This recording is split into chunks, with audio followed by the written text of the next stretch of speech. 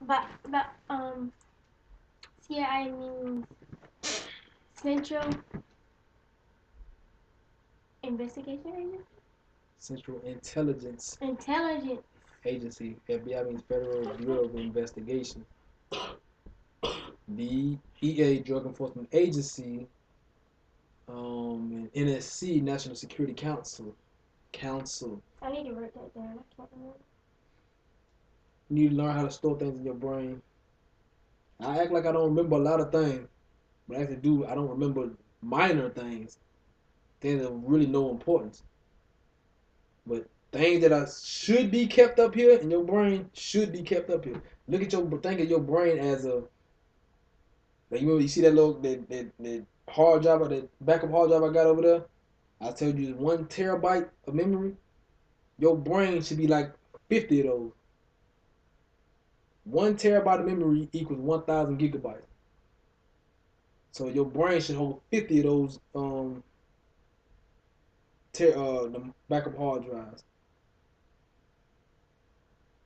So you got to start thinking along that you should always have notes and everything so you can go back to them and look over them again so you can refresh your memory. But you should always have it up here. Same thing you fucking remember about them damn stupid ass songs and how to sing them damn songs and I know the lyrics to them songs. If the song come on, you know the lyrics just like that. They got a catchy tune. Make a catchy tune in your damn head about the damn names, about information you gonna be required to know. That should be your. It's not a want. That should be an obligation to you. It should be an obligation that you know this because it's about you. It's about your you and your ancestors and your history. This is real history. The white boy right here talking about. Mike Ruffin is talking about the way how your damn the neighborhoods like how they is. Nah, I ain't talking about the north side and all that shit like that. I'm talking about the other side of Sea-Town. Is the way they are now because of this. What are you talking about? You have to understand and correlate and relate all of this in together and intertwine all of that to understand the full picture. Documents relevant to Watchtower. And I'll tell you right up front that the affidavit of Ed Cutolo, Colonel at 10th Special Forces, he went from the 7th to the 10th. This is the cover sheet, was not written by Colonel Edward Cutolo. One of the reasons why I know that is because he refers to the Panamanian Defense Forces, and Ed Cutolo was murdered in 1980, and they weren't named the Panamanian Defense Forces until 85. Okay? But everything in his affidavit has been corroborated. He left files with people at the NSA, and I know who the people are, but we're not going to discuss names there. Every aspect of the Watchtower missions has been corroborated independently by other affidavits. We fast forward to 1978-79, 80. Cutolo is now commander of 10th Special Forces Group Airborne at Fort Devens, Massachusetts. We have an operation known as Orwell. Due to the massive CIA drug operations, they were afraid of leaks. Now remember, when I left LAPD, it was November 30th, 1978. Orwell was at its peak then. Army Security Agency, Special Forces personnel, military intelligence personnel were ordered to bug and wiretap courthouses, politicians, anybody who had any knowledge. We have affidavits from people who pulled mics out of courthouse walls in Massachusetts. They did John Kerry. They did Tip O'Neill. They did any politician who might expose these operations. Now we have a Sergeant Bill Tyree who was on these missions, who had been on the missions in Central America, who had been ordered to do these surveillances. And he wanted out. He got sick to his stomach. He had enough. This was not American to him. His wife had been keeping diaries. They murdered his wife, and they framed him for it. We have affidavits from people saying he wasn't even at the murder scene. We have a letter from the district attorney who prosecuted the case, who was gay, who was being blackmailed by special forces, saying, please destroy the videotape showing the murderer other than Tyree coming out of the bedroom window. Okay, there's so much proof that he's been in prison now 18 years. I talked to him yesterday. Okay, and as we move along with this case, we get more and more information about Watchtower. He was going to expose, or they was thinking that he was going to end up exposing the operation that was going on. So he blackmailed him. So they killed his wife. Yeah, that's what he said. He killed his wife. This, I will hold up for you here. This is what the Army has to say about Watchtower.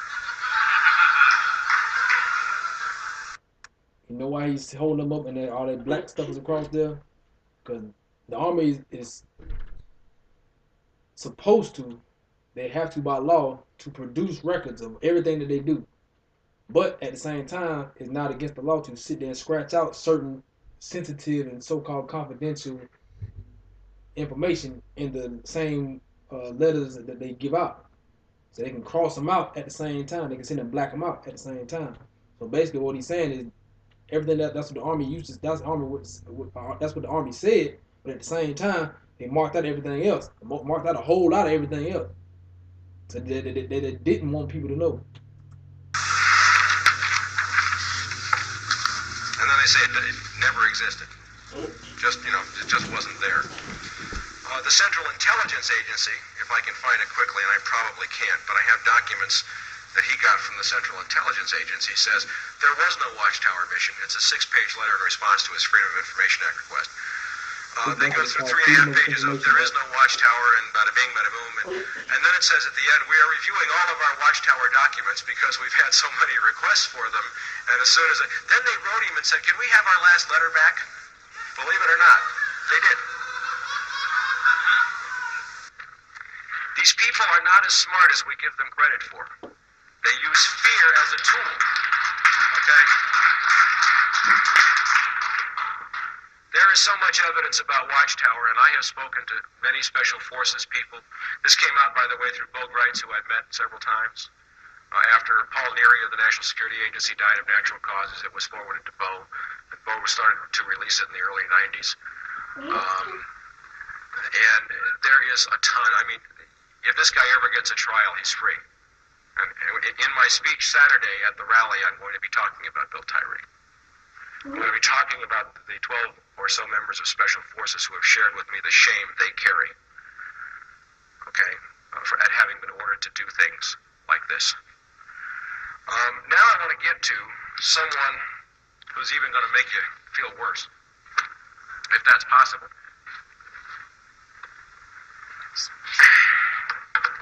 Thank you. Pardon me, I'm going to hit the glass. This is a guy that I get to take credit for discovering all by myself. Again, I have such wonderful luck. Colonel Albert Vincent Carone. In this copyrighted report that I wrote in 1994, I called him the missing link between Iran-Contra cocaine operations and organized crime. This man was 20 years with the New York Police Department, a detective who happened to be involved in a couple of very key NYPD cases known as the French Connection and the Prince of the City, for which my colleague Jimmy Rothstein, a retired NYPD detective, deserves great credit as having uncovered the CIA links to both cases. Okay.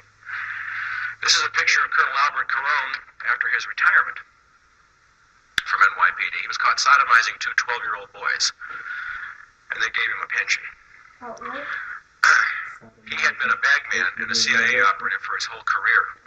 He is the counterpart in NYPD for what they wanted me and others to do at LAPD. Except for, this guy died, by the way, in 1990. I've held his personal phone book in my hand. Let me backtrack again. The death certificate when he died, we call it the CIA flu. The death certificate read chemical toxicity of unknown etiology. His liver and brain self-destructed over a period of 6 months, and no doctor of about 11 doctors who treated him could figure out what was causing it. I've held his phone book in my hand, Colonel Albert Carone.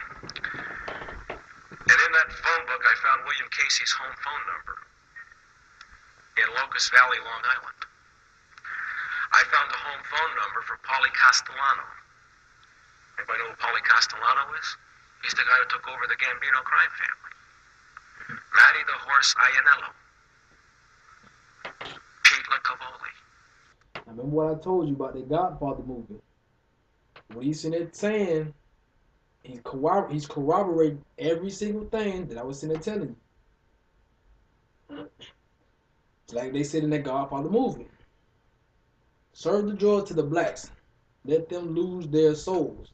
Do not sell it around no children or none of that shit there. Give it to the blacks. Let them lose their souls. Basically, every single thing he's saying is making a connection, a linkage, a link like a link. Think of a link chain.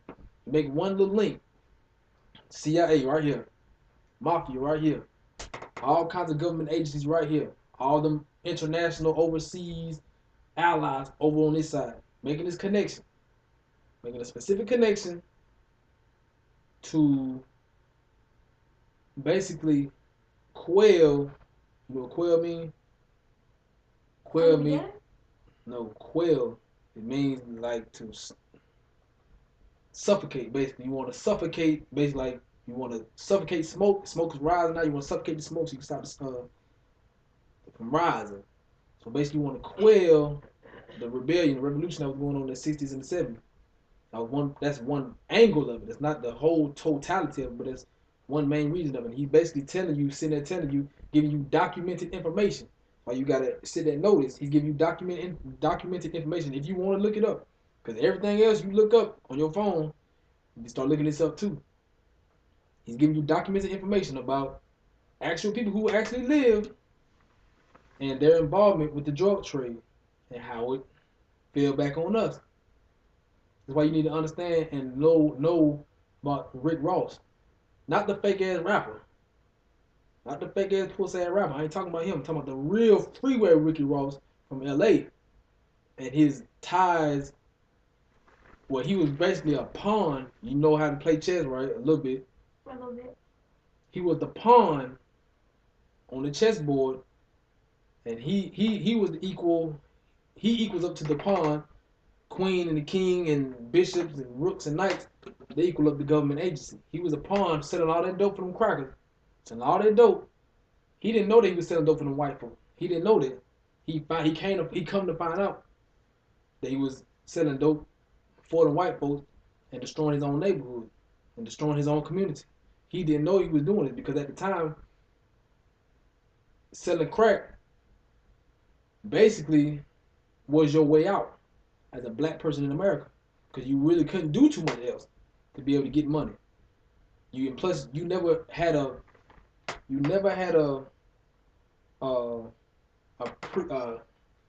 a pre-existing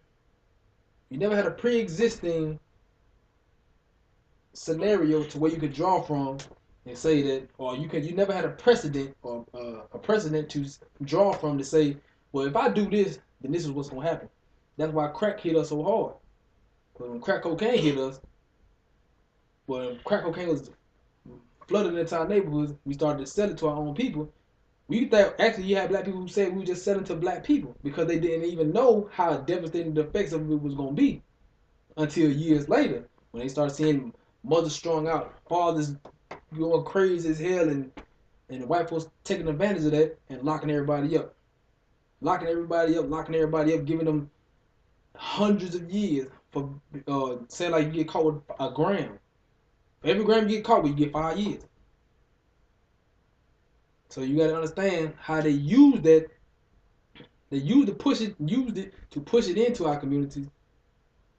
Once we started using it, making money off of it, they started locking them up.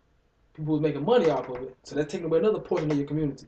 Then when people who were strung out on the drug, they was fucked up anyway off of the drug. So they really killed 3 birds with 1 stone. So you have to understand the effects of it, the cause and effect of it at the same time. Drugs may be, I ain't gonna say it is, I say drugs may be the worst thing that has ever happened to the black community in the world. From any black people around the world, meaning Brazil, America, Central America, any country in Africa, in the continent of Africa, in the UK, in Asia, in India, anywhere. I really would say cocaine or not cocaine, but drugs, period, have been the worst thing that happened to us because it destroyed, it has done things that even slavery couldn't do, and that's breaking apart the family unit. So when you have no family unit, it's very rare to have a family unit now. But you really, I ain't gonna go that far and say that, but that's why you always say, but that's why you always see all these broken families. That started back in the 70s, and it rolled over 80s, 90s. They started having kids with this, that, and the third. Keep going in the cycle.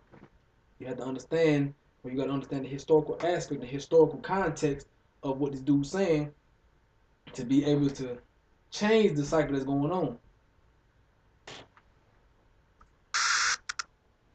Should load up.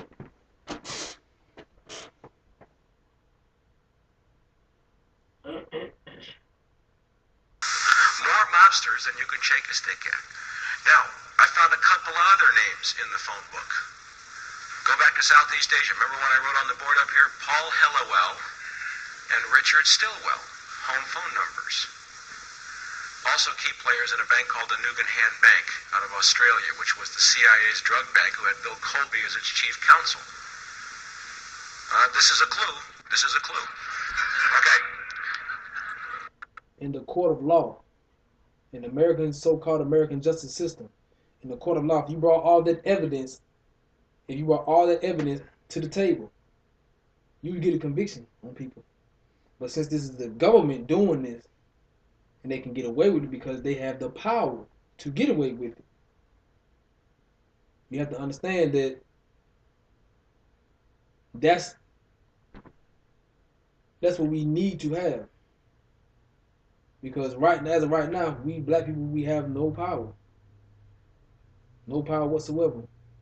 So you gotta understand too, at the same time, the ways they can do this, and the reason they can do this and get away with the shit, because they have the power. They can get away with anything they want to, everything they want to. They done did it for centuries with no accountability. So you have to understand it as well. He went on a mission to Mexico in 1985 with a guy named James Robert Strauss. I have no idea how long I've been going. Okay, James Robert Strauss, who used to brag about having taken quiet walks on the beach with Richard Nixon. I hope they weren't too close. And he came back from this mission saying, "My God, we killed 2 DEA agents. We massacred a whole bunch of innocent civilians in Chiapas." You know that there's a revolution going on in Chiapas now. And I've lost my stomach. I can't do this anymore. He had been laundering cocaine profits from the CIA through the mafia for about 25, 30 years. And he lost his stomach. You know, not after sodomizing the boys or killing people or anything, but when 2 DEA agents finally killed, something clicked, something is wrong. Do we have any other evidence? By the way, here's one of the pages from one of his surviving passports. If anybody knows anything about passports, he had a black one, he had a maroon one, he had a green one, and he had a blue one. In 3 different names. Here's a passport stamp showing 3-day circuits from John F. Kennedy to London Heathrow to Nassau, the Bahamas. Could he have been laundering stuff? I don't know. We have some bank account numbers at NetWest, National Bank of Westminster, and Coots & Co., one of which is still live. His daughter has it. We have military records. We have travel records from Strauss, Downing & Associates. His partner had an insurance company, but for a guy who sold insurance domestically, why would he need to go to Johannesburg, Hong Kong, London, Kuala Lumpur, Seoul, Luanda, Angola, the Jersey Islands? They do a lot of laundering in the Jersey Islands off the British coast. Casablanca, Madrid. I mean, I got 5 pages of travel records. Okay. When Albert Caron died of chemical toxicity of unknown etiology, several things happened. Every military record of the guy disappeared. His New York police pension disappeared. His bank accounts disappeared. His insurance policies disappeared. His driver's license record in New Mexico disappeared. Every record of this man was sanitized in the space of 3 weeks. His daughter, Dee Caron, Ferdinand, who I love dearly and who was one of my closest friends, was left utterly broke and bankrupt, wiped out. She wrote to Pete Domenich's office and sent a picture of this photograph saying, "My father was a colonel." And the Army said he was a sergeant in World War II, and that's what they buried him as, a master sergeant. Pete Domenich's office called her back and said he rented the uniform. Okay. to assume that 12 years earlier he rented a uniform as a major with exactly the same decorations.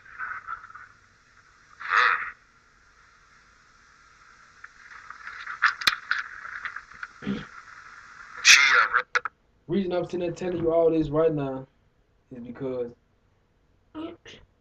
history lives in you. History lives in your conscience. The current state of what's going on right now, you really ain't gonna be able to decipher it and give it a historical context because it's the present. But all the shit that he's sitting there telling you right now, and all the other videos I showed you, is to give you a real historical perspective on what reality has been and what it really was. Because people who are in power can shift and change what history was about to suit their needs. So, like I say, I'm showing you all this for a fucking reason, but history lives in you. Just like culture lives in you, lives in your mind state. History lives in your mind state. So long as you know something actually happened, then you have the truth within your conscience. Let's say if after I get old and I die off or some shit like that, then somebody sit there and say something crazy about me, and you know me damn near more than any other of my little niece's nephew, and you like, well, that wasn't him. But people in power will sit there and try to sit there and say, oh, this is what this was really about. That's what he was about. He wasn't about this. He was about that. So you have to understand too, the nature of power can corrupt people, and the way you undercut that is by knowing truth, not lies, not half truths, but full truth. Because history lives in you. You got to be keen enough to be able to take what you see and be able to verbalize that when you need to, or whenever need be, in order to explain orally historical accuracy.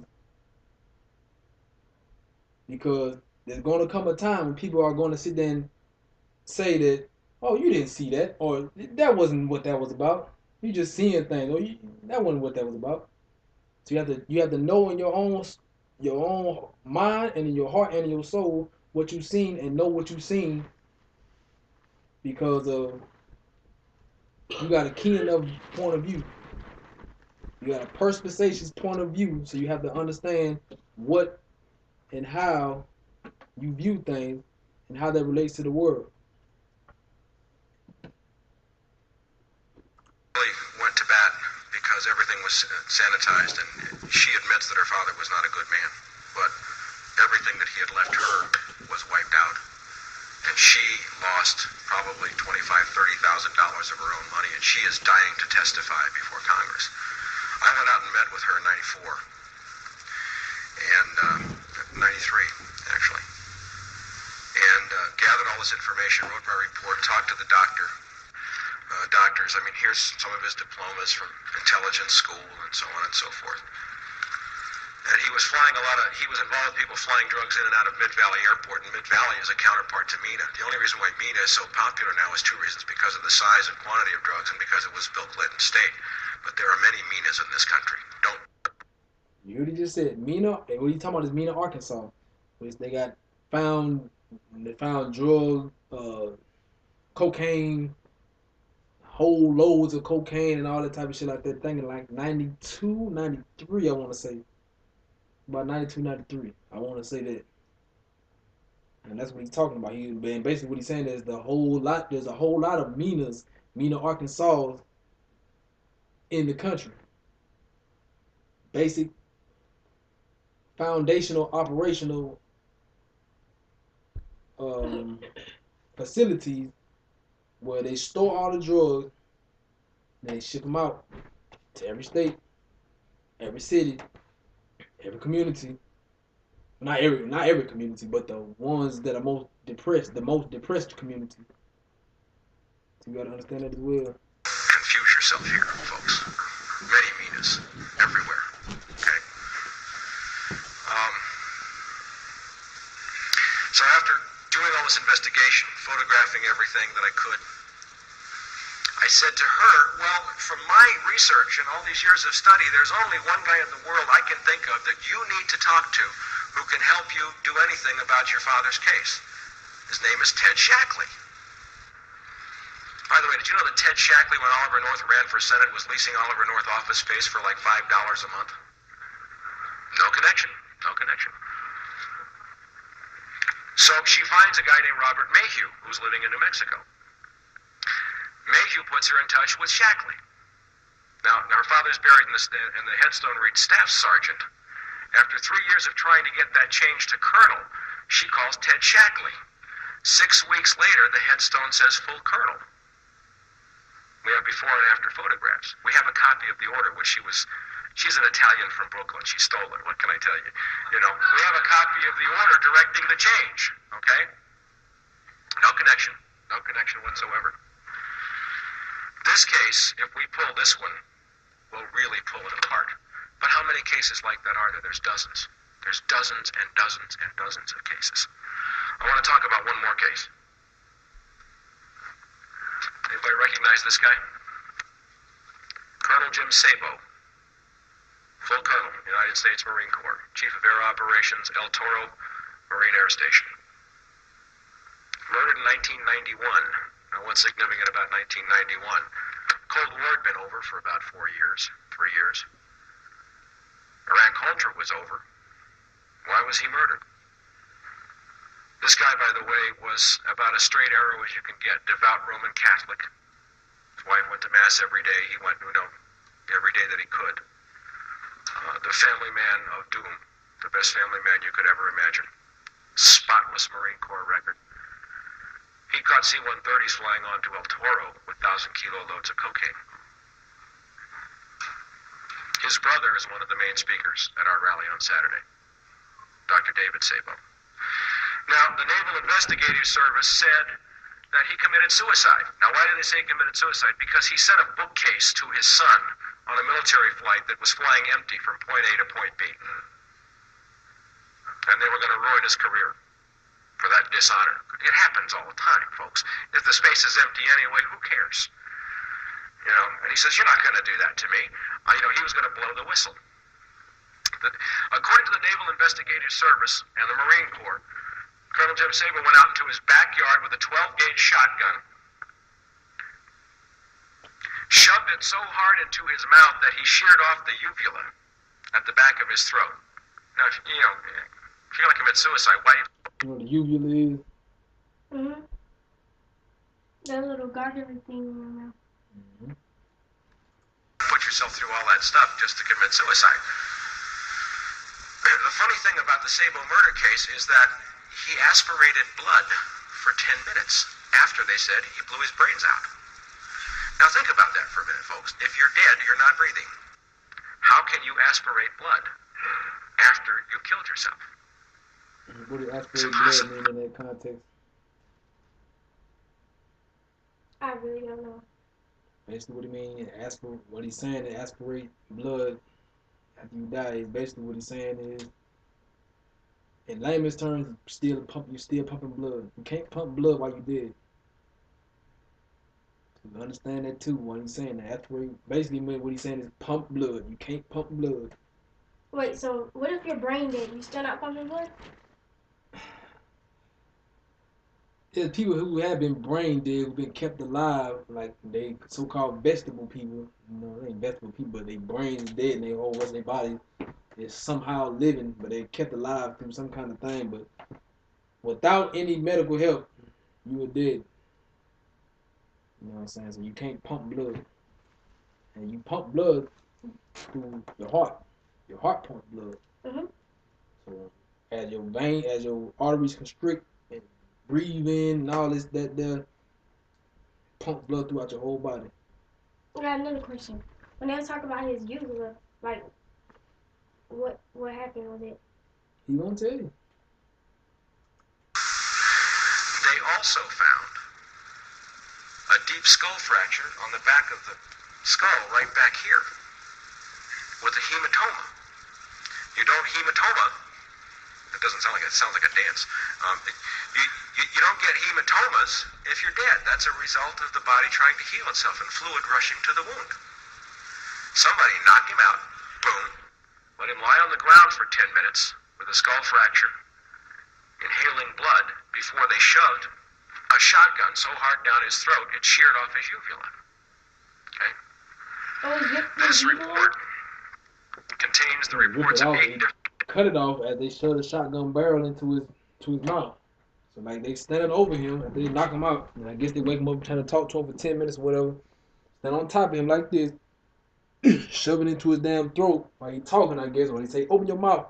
They shove the shotgun barrel into his damn mouth, cut that off in the back of his throat. That's what he's explaining. Different forensic pathology. And that's the American government doing that. Why? Because they don't want people to find out? They didn't want people like him to go to the, because he had a spotless, that's another thing. In America, the cleaner your record is, and the more truthful you are, the more dangerous you are. Because then they can't sit there and use anything against you to discredit you. So like they did with old dude, he was saying he had a spotless Marine record. So by him coming forth and saying this in front of national TV, everybody gonna be like, well, damn, what does he have to lie for? What does he have to gain? So that's why he had to be took out. Then why didn't they kill him? Oh, they've been trying, but he's been out there for so long. It's a thing to where they didn't succeed.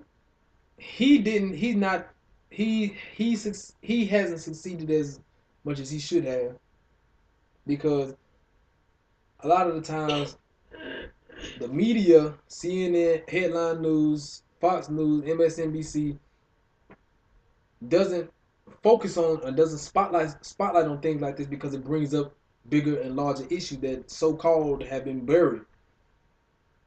You know what I'm saying? Because when this, if they put this on the TV screen and pump this like they did the Trayvon Martin thing, then you start to come out and see like more militant people coming out, more militant black people coming out and forming, because they have more knowledge of what was going on with their own government. Well, it ain't our government, but with the government doing these type of things to us and doing things to their own people, for trying to blow the whistle and trying to tell the world like, damn, these our own government sitting there selling drugs to them damn Africans, to them black people in America, to fund wars overseas.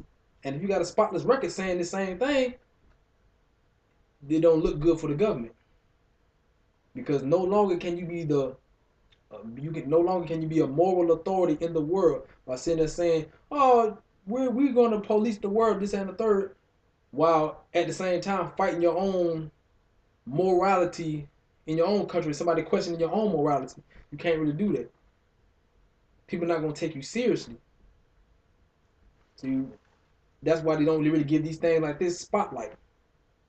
Because if you telling so much truth, you telling too much truth, either they're gonna kill you. If you have the potential to be in a spotlight, they're gonna kill you. But if another aspect of how they use power manipulation is they're not even gonna spotlight on you if you're telling too much truth. They're not even gonna give you any spotlight, so people won't even know nothing about what you're talking about. Nonsense. You gotta realize that too. Who have all said this man did not commit suicide; he was murdered. The brother, Dr. David Sabo, is a medical doctor who lives in South Dakota. He's been fighting this case nonstop since Jim was murdered. And he's winning some cases. His attorney now is Daniel Sheehan. And the thing I want you to notice about him, about this white boy, notice how he's sitting there talking about all these people who, most of them, I think all of them is white anyway. All of them is white. And how he's not speaking about any black people who have been fucked over from them drugs that his own country, his own government has been selling since, well, the thing said, since the Second World War, the so-called World War, which you shouldn't even be called it. But he's not even speaking about that. He still has enough whiteness in him to not even be able to, to acknowledge that. That's what you have to understand. Like that dude I showed you that one time, John Henry Clark. Mm-hmm. He say, you have no friends You have no friends. Everybody who came into this world, who came into contact with black people, immediately went to war with black people. Not physical, maybe not physical war, but went to war with cultural standards, faith, belief systems, beauty standards, every single thing. You gotta understand that is you have no friends. So find out something about yourself, about black people that you should love, and basically try to promote it more. Because even with him, even though he's telling all this damn truth, all the people that he's sitting there talking about are white people. He's so called feeling so sorry for. He's not acknowledging none of the black people that have been families have been destroyed. All the so-called all of the fucking gang war that have happened because of this. All the thousands, hundreds of thousands, tens of thousands, hundreds of thousands of black people that have been killed since the start of this influx of drugs. He's not mentioning none of them now. He really just speaking on, damn, our government is selling drugs and to the so-called American citizens. But he's not even speaking on black people in and of itself. He still has enough white morality to understand that. People had many mixed opinions about who was the head of the Christic Institute back in the 80s, but Danny's done a good job with this case. What happened with the Marine Corps and the Navy, as Dr. Sabo tried to fight this, was there were some loyal Marines who snuck out some records and some notes which said, "Get David Sabo."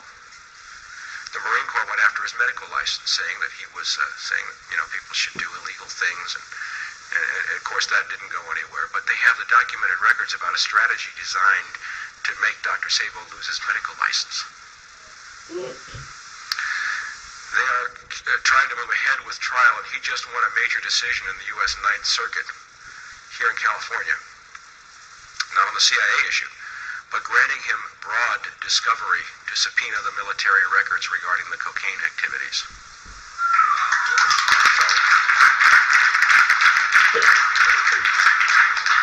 Again, David Sabo will be one of our speakers Saturday, as will Celly Castillo. Mike Levine was supposed to come.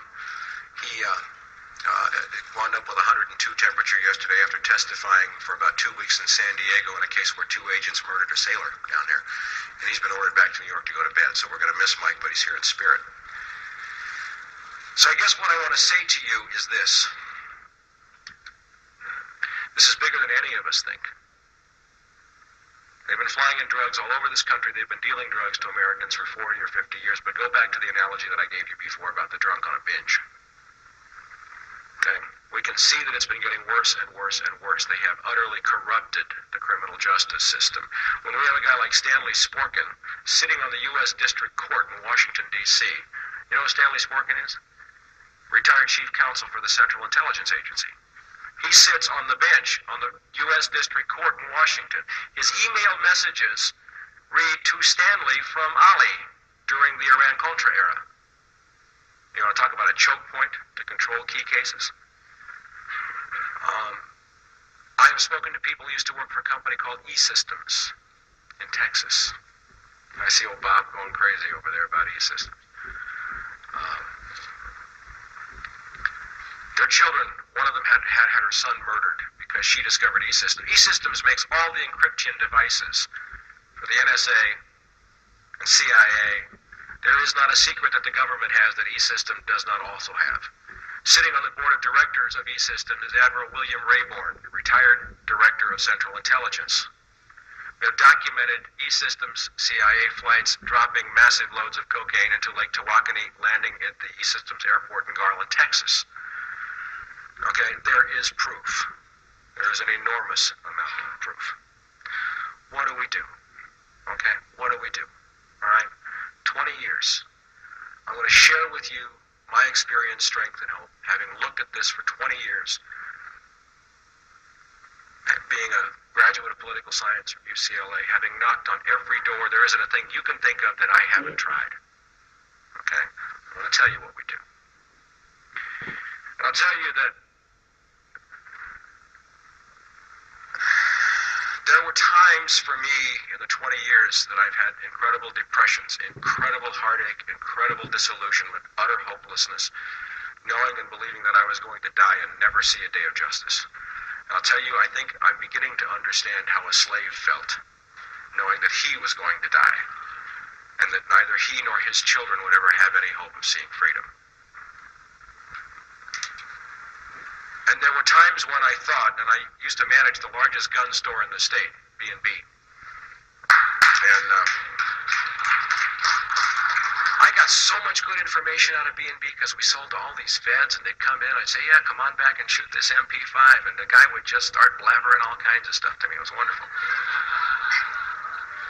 There were times when I wanted, like others, and I will not criticize them, to go to the hills. You know, I have no family. I've never had children. I was told that if I ever had children, they'd kill them. Then I thought about going to the hills and giving up and waiting just for a chance to go out fighting.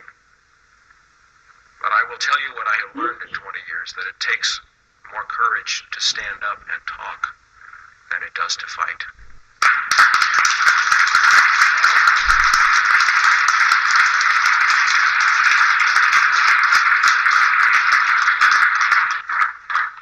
What is happening now, and in a minute or so, I'm going to turn it over to Mike Novick from the Crack the CIA Coalition.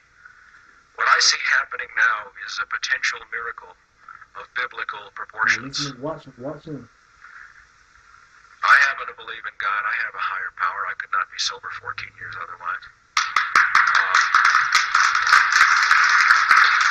That's his face when he said it. I do not believe that my God has ordained for me suffering. I don't believe that he has ordained an Armageddon. I don't believe that he has asked me to do anything but to do the right thing in faith one day at a time. What's going to happen Saturday is that, in one sense, the lion is going to lay down with the lamb. These people who are in the Crack the CIA Coalition, of which I have been a part now for, I guess, about a month or so, 6 weeks, whatever, are people you would not ordinarily associate with. On a daily basis, I work hand in hand with a former Black Panther. Did you just see his face when he said that?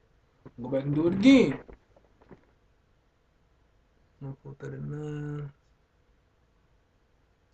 You trying to be funny? To an extent. A former Black Panther. Right there, you see the number. There are people from socialist organizations, and there are people from labor parties, and there are black militants, and there are Indians and Hispanics and Democrats, you know.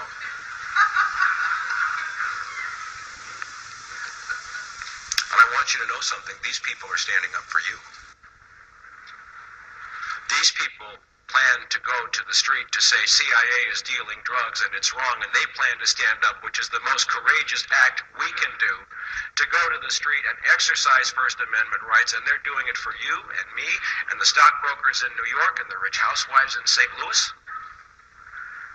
And they're putting aside all of their differences, saying this is not about anything but right and wrong.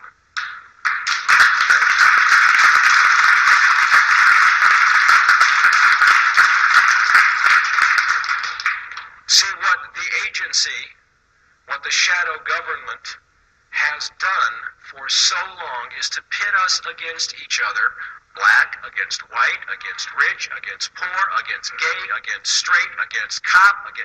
We've been turned, you know, and we react. Last night I was on the show at KIEV, and this guy calls in and goes, well, it's the communist conspiracy, and you got Tom Hayden endorsing this, and my God, and you know, they're going to start violence, and it's the communist take. And I said, wait a minute, hold it, just a minute.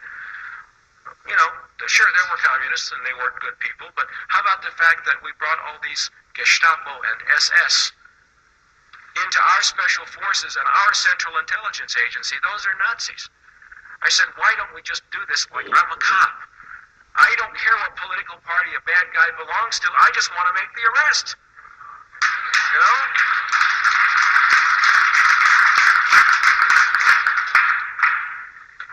If we can do what I'm hoping we can do on Saturday, we will have 10, 15,000 people in the streets, and I pray to God some of you are there. And there are people coming from various parts of the country, and there are people from the right as well.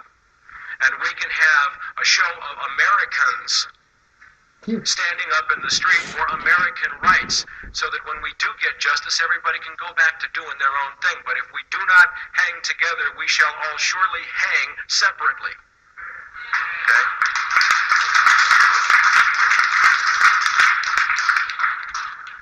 We're trying to do something which is really dangerous, and if we pull it off, we're going to scare the bad guys to death.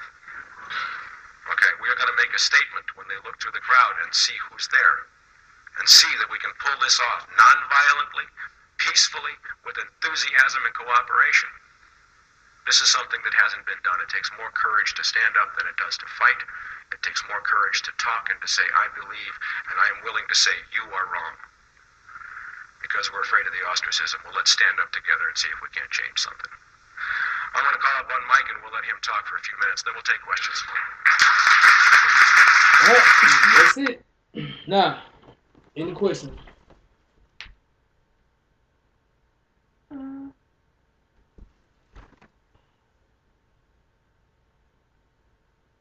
Is that why he quit the CIA? As far as I know, I've seen other lectures and videos about him, documentaries about him. He said that's the reason why he quit the CIA, because he never intended to know, or never intended to be working for the CIA when he found out that CIA dealt drugs. So that's basically what the CIA is. Central Intelligence Agency basically is I don't want to say the word shadow government like he said, but it's like that's really, beside the corporations, the CIA is the strategic international arm of this country in America, this so-called country America. And it's a strategic strategic branch of white supremacy. So you have to understand that as well. So basically, the FBI, the popos, and stuff like that, they're not good people, they're bad people?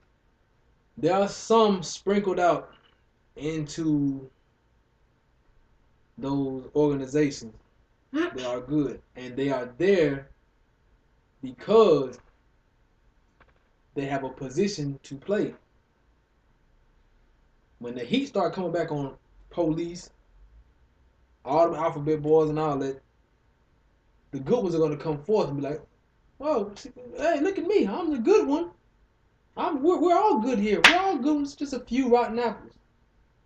And they have a position to play. That's why they're always thrust out in the front when some kind of heat goes wrong and the third, so people can't really say nothing. Like, oh, see, well, it is some good, you know what I'm saying? So people take a step back. That's a strategic move to have good people in there with all these bad so-called rotten apples. Because in order to understand the game of power, you got to understand manipulation and deception and control.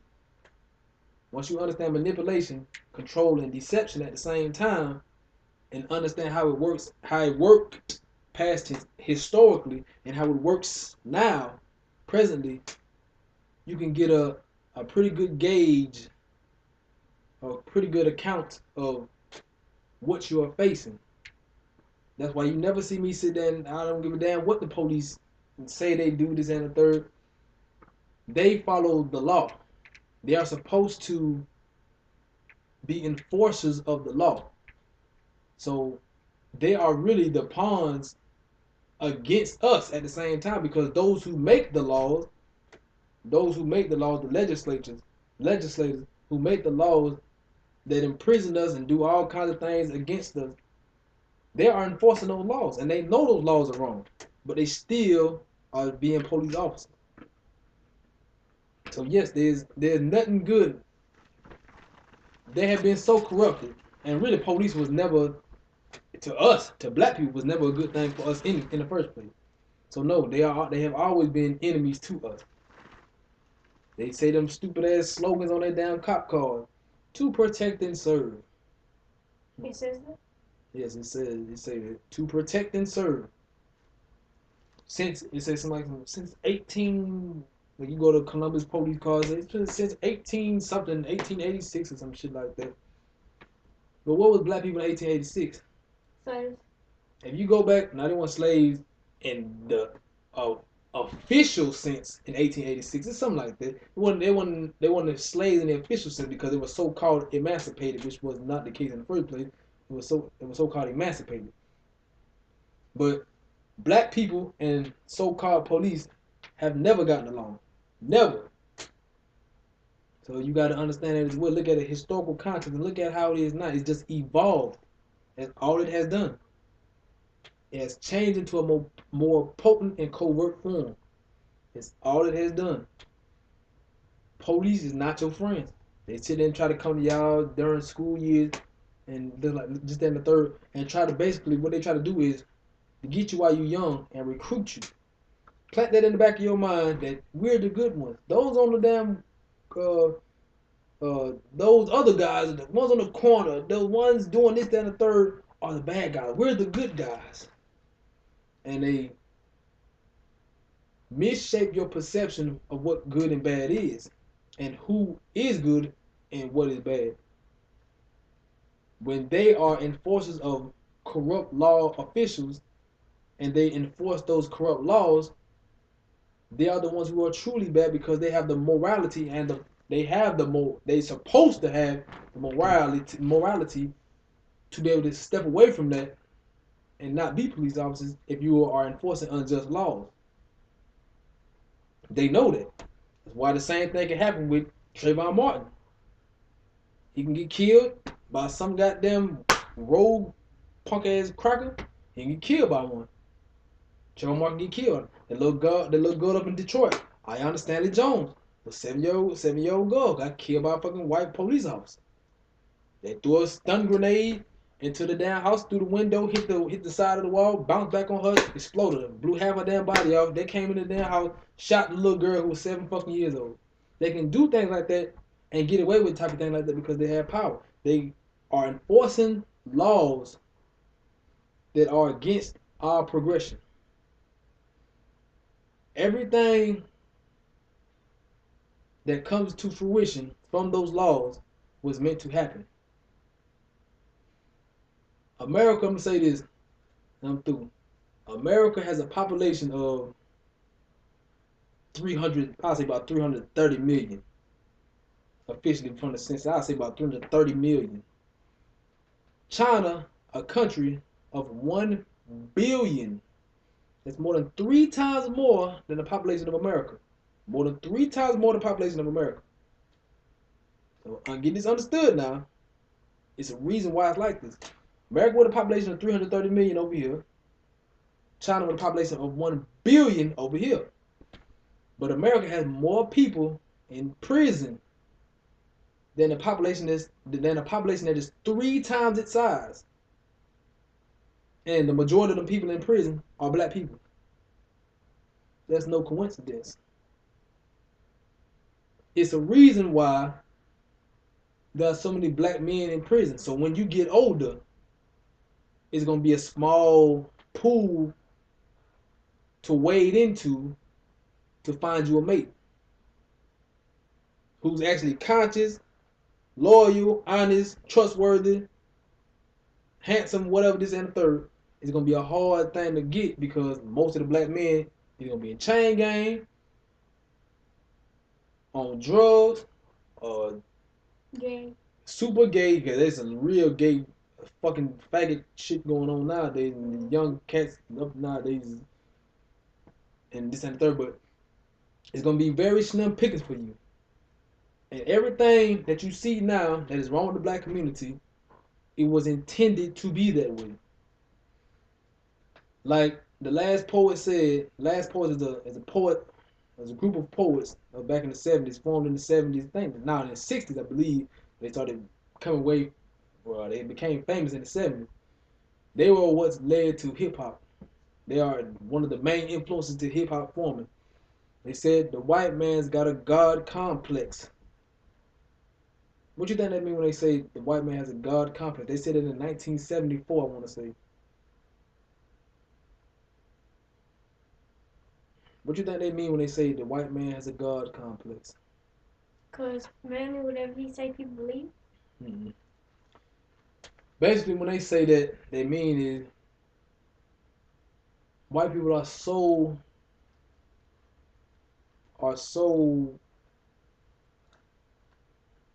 I don't want to say that word because it make it seem like something different than I want to say, but white people are so influenced and are so. Now I say this: white people are so power hungry that they want to equate themselves with God, and if you can control the social order and things that happen within your society to an extent, you can be seen or you can be deemed as a god, because if you can control media, if you can control law, education, religion,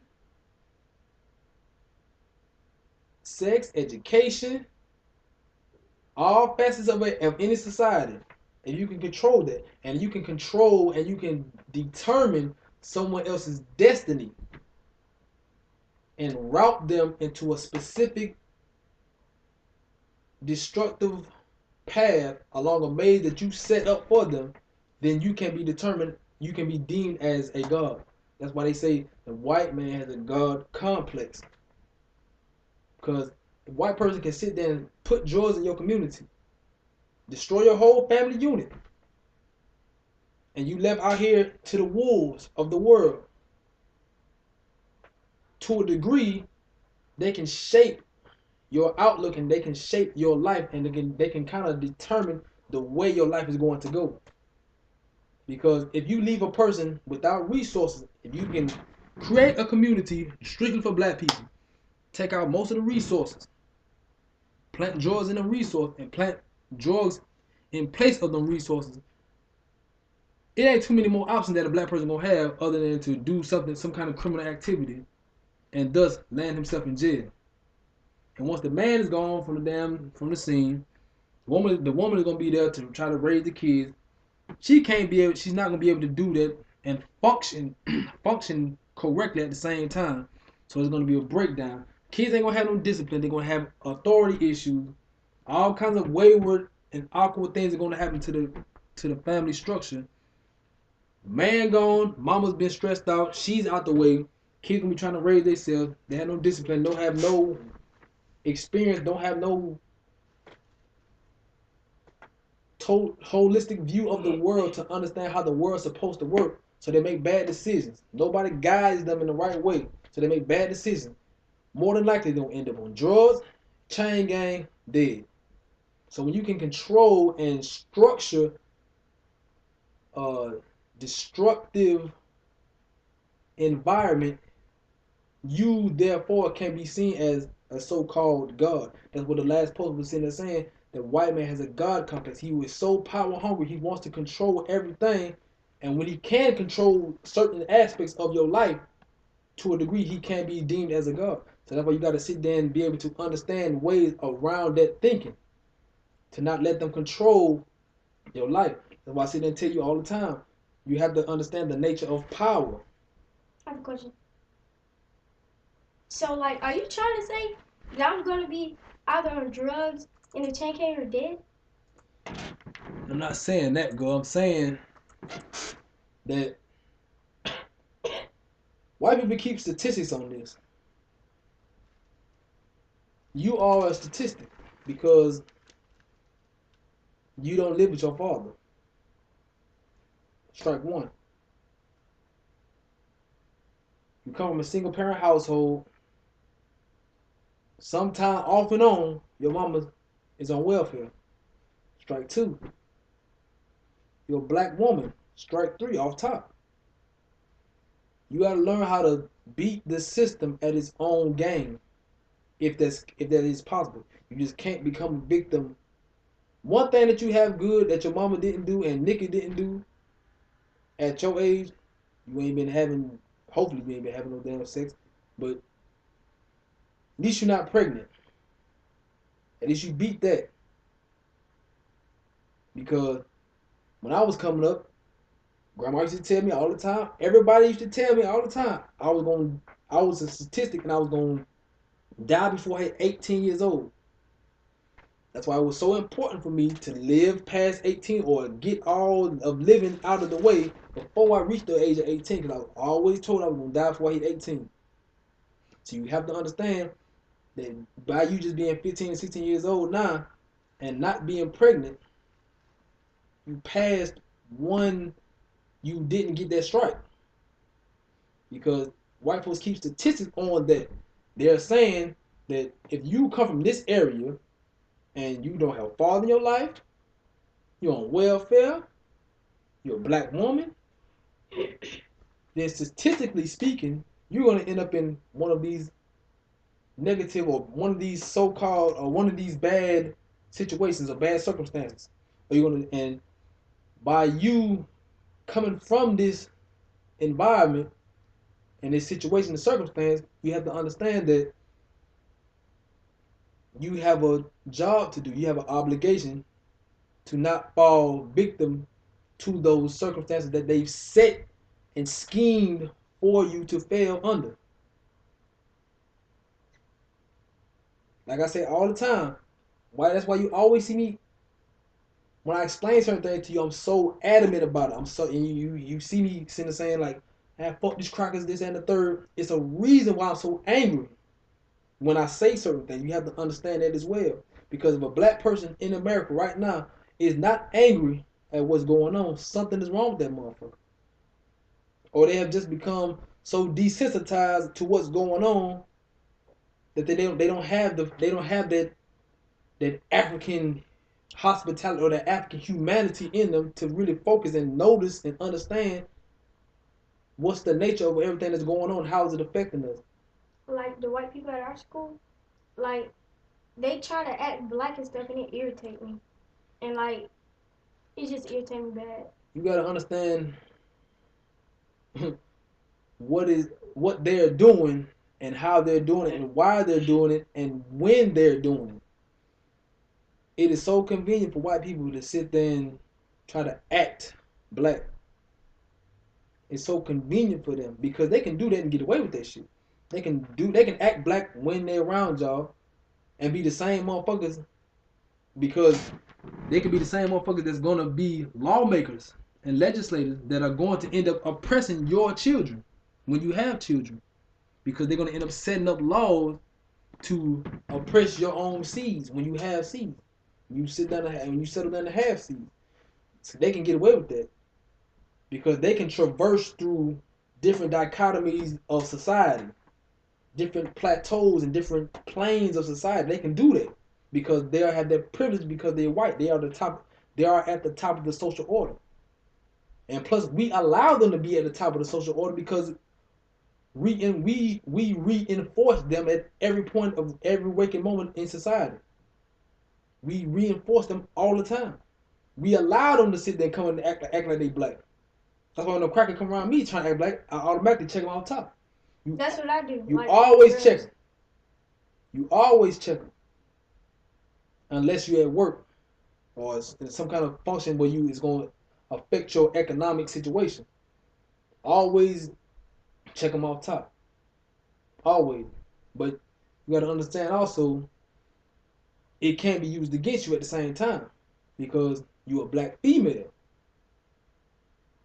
You know, and the notion that you nutting up like that in public can do more damage on your image than it ever would them, because it's a stereotype that has been locked on top of us, which wasn't, we didn't create the stereotype. They created it for us because that's what they always thought about us. They say that black women are aggressive and are naturally violent. That's how they say we are. They say we are violent, but you know what I'm saying? They say they try to sit and depict y'all as in you have no home training. You act violent in public because you have no home training, because so you have to be able to understand that you can't always do that at every waking moment But you have to also have to know that how to channel that anger and use it against them.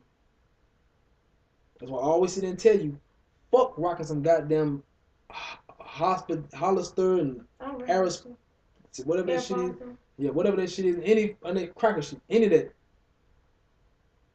When you can understand that when you get older, because your mama don't teach you this, don't nobody, Nikki don't, your auntie don't teach you this. To a degree, grandma try to throw little certain things in there, but she getting older now. She not really as militant as she used to be. You got to understand that you are set up to be a statistic, and you're set up to become an employee, not an employer. You want to be an employer, so you can regulate who you want to hire and when you get paid.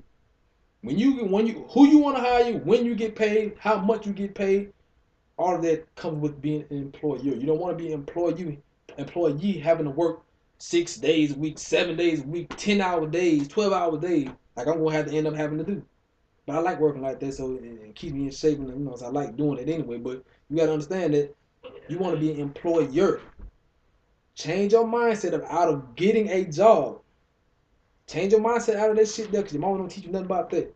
Change your mindset out of getting a job, and change is you gotta really proliferate your mindset into being a job creator. Create jobs. So you don't have to go through the shit that we're going through right now. Because we are supposed to be the shoulders that you step on top of, and you're gonna be representation. You gotta understand that as well. Everything that we fucking do is for the seed. That's what it's supposed to be about. All the time it ain't about it ain't you know what I'm saying. A lot of people don't older folk they selfish as hell because they never got to live a childhood. And on this and the third shit really they're trying to relive their childhood at the age of 35, 36, 37, whatever. They're trying to relive their childhood. But it's really the older we are, we're supposed to be trying to set you up to do better than us. That's why I teach you constantly to try to show you certain things like this so you can have a clear mind and understand what your goal is supposed to be in life. That's your focus. Your focus in life is supposed to be this mind frame. And you're supposed to be going this way. You can't get distracted by all the other dumb bullshit, wearing stupid ass clothes. I mean, of course, you got to be able to adapt to the styles to be able to appeal to your own people. But you also got to give them tidbits of information at the same time about what they're doing is not working in their favor. You know, so you got to understand that as well. You know, you are a statistic, but you're not a statistic. You don't have a male father figure in your life, so I have to step up and be the male father figure in your life. I gotta be that. I gotta be the motherfucker who sit there and try to tell you to clean up after yourself, this and third, because you don't really understand how that's gonna affect how people view you as you get older. If somebody come over your house and I'm not here to clean up. You know what I'm saying? Clean the kitchen, clean up the what's the name, this and the third. And somebody come over your house, and they leave, and they're like, damn, her house dirty as hell. That goes back, and they're gonna sit there and gossip, and then word spreads. You have to understand how that affects how people view you at the same time. You may have to spend extra energy to keep your house clean. You shouldn't even want to clean your house for anybody else but yourself. You should always keep your house clean where you lay your head, and it should be clean. And that reverberates outside of the home too. So that's why I'm always constantly on you about cleaning up after yourself. Cleaning up after yourself, making your bed, you know what I'm saying, doing things like that. They ain't trying to, I don't give a damn about trying to get, you know what I'm saying, get you angry or nothing like that. That's not the purpose. After I'm dead and gone, or after I'm gone and went off, you know what I'm saying, moved out of, you know what I'm saying, whatever. I want to have these principles set in your mind. So as you do get older, you have this understanding of, okay, at least I got to be able to do this. And by doing so, you will attract good men. If you a sloppy type of female, you gonna attract sloppy type of niggas.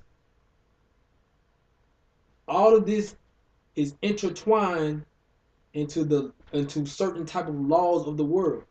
You are who you basically. If you want to know who you are yourself, look at your best friends And that's who you are.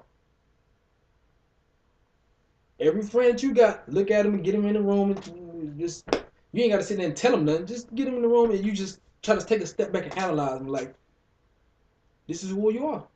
Because they are a reflection of you. That's why you keep them around. Your so-called boyfriend, he's a reflection of you. Your house, the way you live is a reflection of you. Don't matter if you ain't got the damn money. As long as you keep your damn place that you got up, that you have for yourself, you keep it up, people will respect it. They're like, hey, that motherfucker might ain't got the damn money like that, but the motherfucker, I'll be clean as hell. I can respect that. And there's honor in that shit. There's honor in that. There's integrity in that. Because even if you don't got no money, you still gonna clean yours. Because black people living in this country and in this world for the last couple of centuries, we have been at the lowest possible level. Always. We didn't want it to be like that. It was forced upon us like that. So we got to be able to make use of that and be able to bring a dignity into this circumstance that we have been that has been placed upon us. So as every time I sit there and try to tell you all the time, I try to sit there and tell you all the time to clean up after yourself, do this for yourself, do this after your anything. Read, because reading gives value to yourself. It brings value to you. Wearing clothes, a certain type of clothes, this, that, looking fresh and learning a new dance and all that bullshit, it has of no value. Yes, it's a part of your culture, it's a part of who you are, but it has no redeeming value. You go out and buy a car right now. If you say like you win the lottery right now, you win the lottery for $2 million, and you go out and buy a car, buy a $200,000 car. Say like you got $1 million. Say like you got $1 million. You go out and buy a $200,000 car. Then you got $800,000 left. You go out and buy a fucking all kind of clothes and accessories and third, and it equals up to $500,000. So now you got what, $300,000 left. Then you start giving people money away, this, that, and third, and just buying things that have that when you pay or when you spend your money, none of that money is end up coming back. Clothes, they are going to demean in value. They're going to go down the more you use them. Every time you put a clothes in a washing machine, the value of it go down. Every time you use a car, start your car up, drive across town, drive anywhere, the value of it goes down. Everything that you use, the value of it goes down.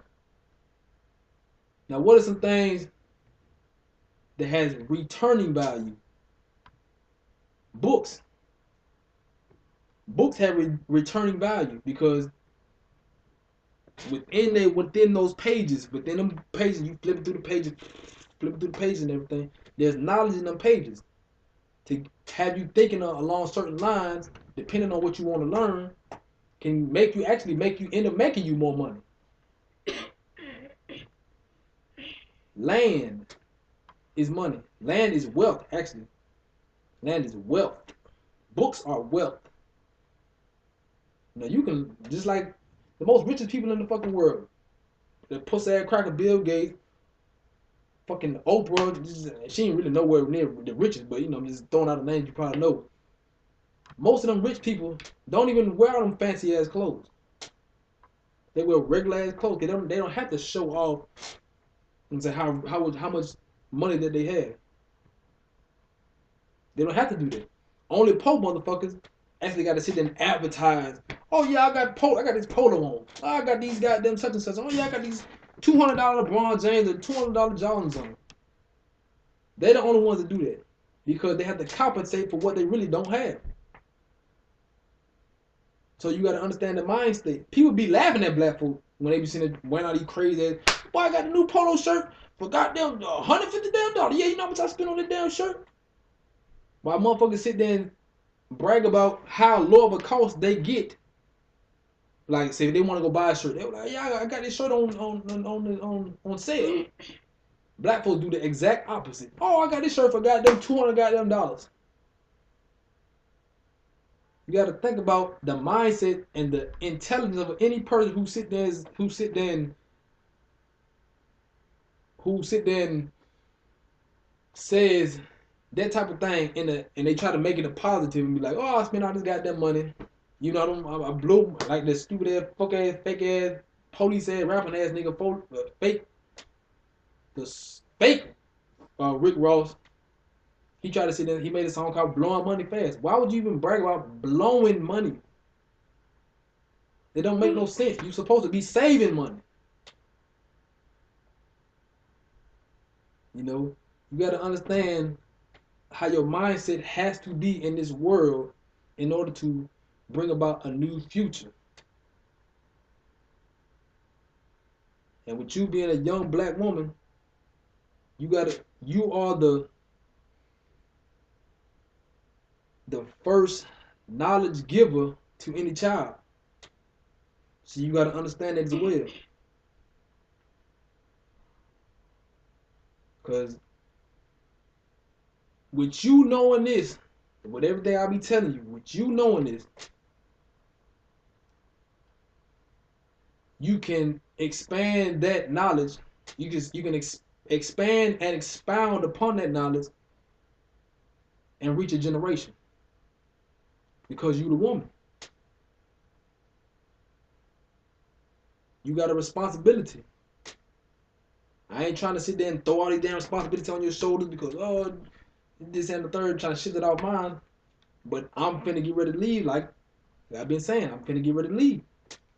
So you got to be the one to have this knowledge that I'm trying to give to you, and it got to live within your mind, so you can make better guided decisions. You know what I'm saying? Other than that, you got any question?